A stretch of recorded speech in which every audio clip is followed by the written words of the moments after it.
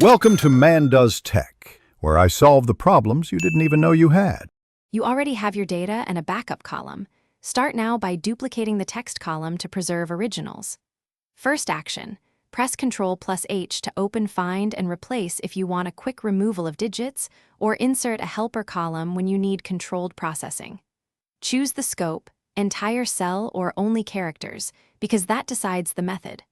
Once done, you will either run a formula or replace, so make that choice before proceeding to avoid accidental data loss. Now you apply the core transformation. If you use Excel 365, rejects. Replace is the simplest, rejects. Replace, A2\D+, removes digits while preserving text. Test a few examples so you understand how it treats punctuation and spaces.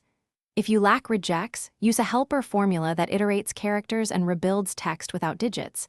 It is slower but reliable. Make sure to fill down or convert formulas to values once results match expectations, because formulas can change with edits.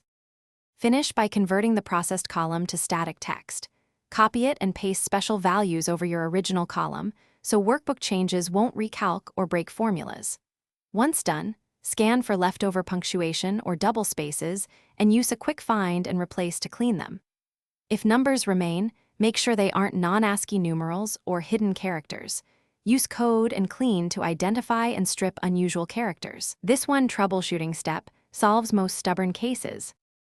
Thanks for watching. If you found this helpful, don't forget to like and subscribe.